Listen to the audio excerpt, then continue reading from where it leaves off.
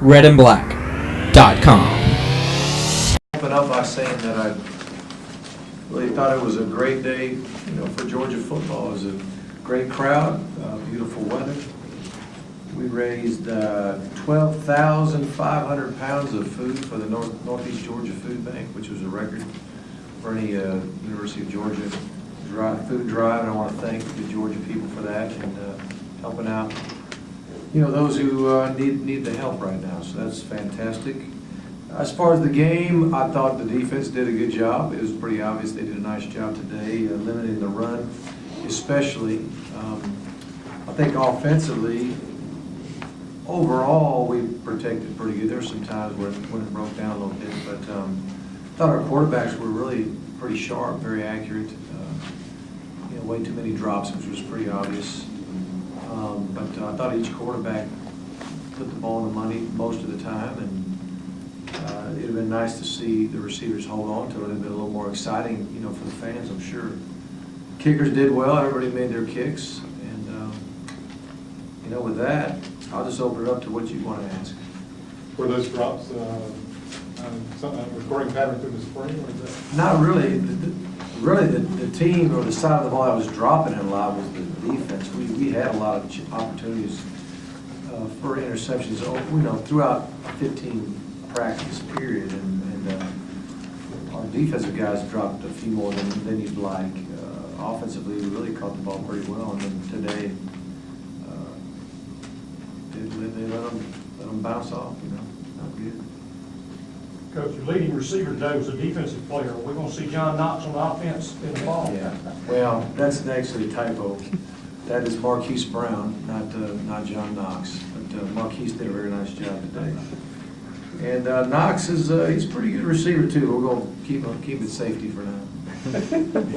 Mark, Justin Houston said if Marcus Washington keeps doing that off the edge, he might move defensive end. 3 sacks. Yeah, not bad. And one of the maybe the good things that happened, silver lining from some of these injuries, is we did have to take some of our linebackers and allow them to be pass rushers. And I think that's something that we probably have missed out on.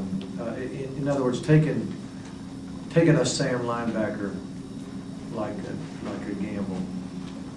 In base defense, when the team has a tight end in the game, he's going to play a lot. When teams spread it out or it's a third and long or in a nickel situation, usually another cornerback comes in the game and the Sam linebacker comes out and he sits on the bench. And, so a guy as athletic as he is, we ought to get him rushing the passer.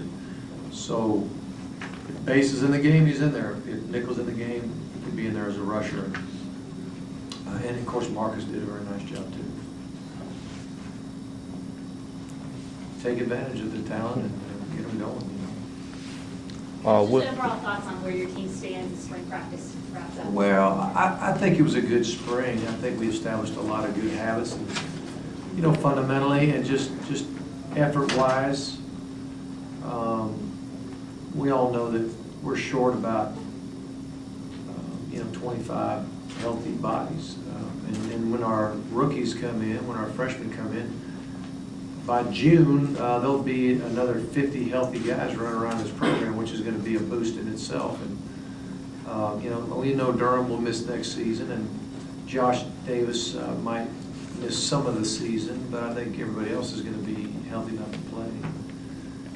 So I think that's going to be a big boost for us. But to accomplish, I think we accomplished as much as we could under the circumstances. And now it's going to be up to our seniors, our leaders, to take us from this point to the first day of practice in August, because it's the time of the year where we have the least amount of ability to monitor them, to coach them, to get them going. So if we're going to have a great season, we got to have a great off season, and that's going to be up to the leadership of this football team. With the crowd and the game being nationally televised, does that add to how you would critique someone's performance? Like, how would they perform when people are watching? Or?